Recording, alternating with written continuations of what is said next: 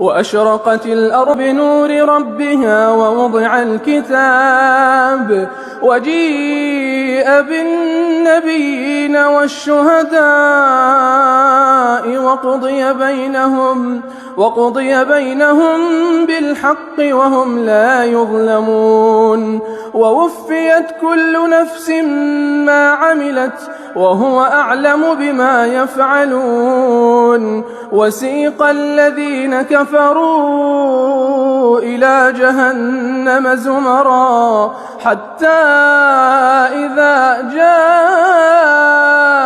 جاءوها فتحت أبوابها وقال لهم خزنتها ألم يأتكم رسل